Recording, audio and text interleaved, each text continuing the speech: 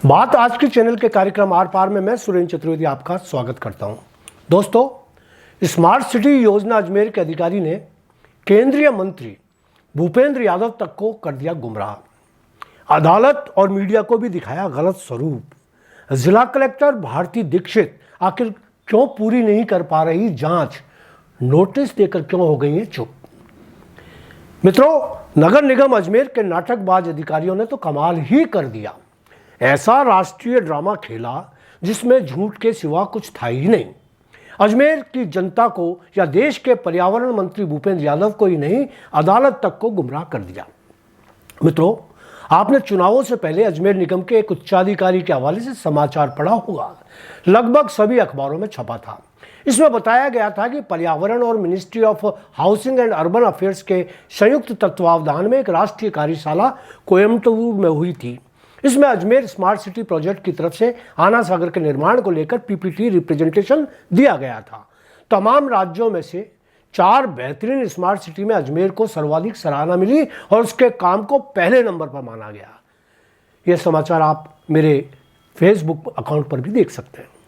मित्रों, यह समाचार न केवल असत्य था बल्कि लोगों को गुमराह करने वाला था। पहली बात तो पीपीटी रिप्रेजेंटेशन दिया ही नहीं गया, सिर्फ मौखिक रूप से स्मार्ट सिटी प्रोजेक्ट के अधिशासी अभियंता रविकांत ने निर्माण कार्यों के बारे में बता दिया। अखबार में जो तस्वीर छपी है उसमें पीपीटी के माध्यम से आना सागर पर हुए निर्माण दिखाए जा रहे हैं। मंच पर सारी कुर्सियां खाली पड़ी हैं। जाहिर है कि कार्यक्रम शुरू होने से बहुत पहले समझदार अधिकारियों ने नाटकीय फोटोग्राफी करवा ली और समाचारों में वाहवाही लूट ली। इस बात की जानकारी तब मिली जब जागरूक नागरिक अशोक मलिक ने आरटीआई के दायर कर आयोजकों से रिप्रेजेंटेशन की प्रति मांगी। जवाब आया कि ऐसा कोई प्रेजेंटेशन दिया ही नहीं गया था जो उपलब्ध कराया जा सके, सिर्फ मौखिक जानकारियां दी गई थी। जाहिर है कि आना सागर वेटलैंड में हुए सभी अवैध निर्माणों की जस्टिफाई करने के लिए और पर्यावरण विभाग से मोहर लगवाने के लिए निगम अधिकारियों ने चाल खेली। एनजीटी में भी इसी बैठक को हथियार बनाना चाहा। मजेदार बात यह है कि एनजीटी ने बाकायदा 7 वंडर सहित कई निर्माणों को अवैध मानते हुए तोड़ने के आदेश दे रखे हैं।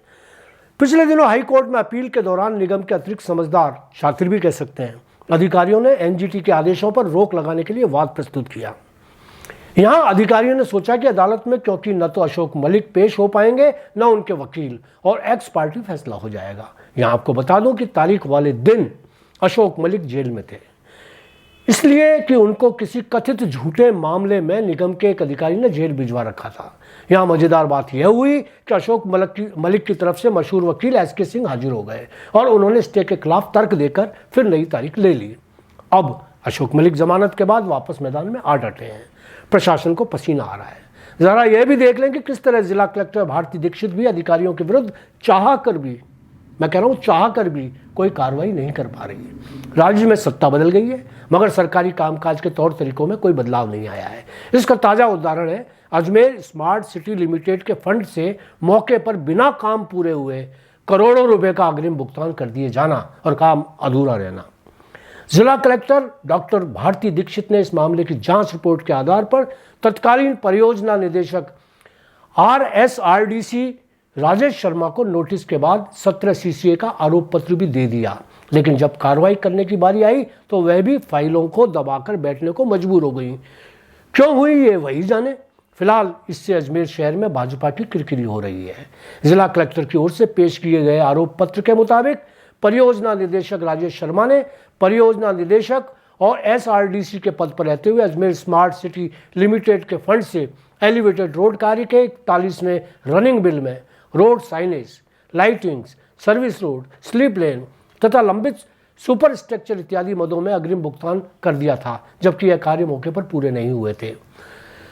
दीक्षित ने जो आरोप पत्र दिया है आरोपी को, उसमें आरोपी अफसर ने रोड साइनेज तथा लाइटिंग के कार्य जो कि लागत का 2% अर्थात 44 करोड़ रुपए में 3.60 करोड़ रुपए का भुगतान 41 दिन में रनिंग बिल में चढ़ाकर कर दिया।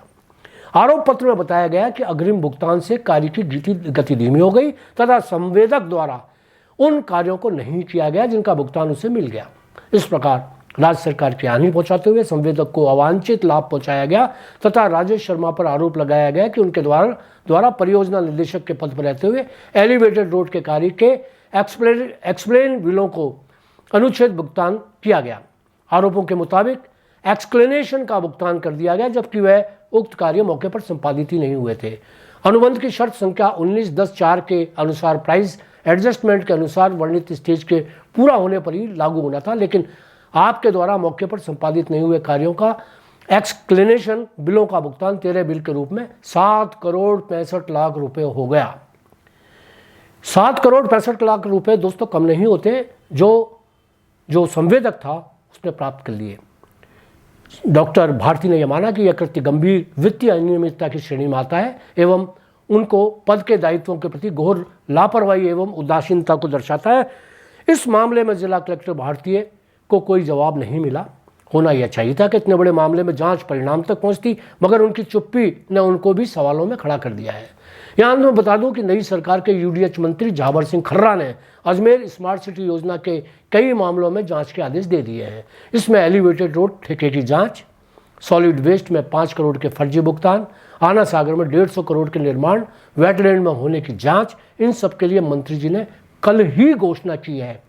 जिला कलेक्टर भारती दीक्षित को यह बात नोट कर लेनी चाहिए। धन्यवाद, आज इतना ही, कल फिर बात करेंगे।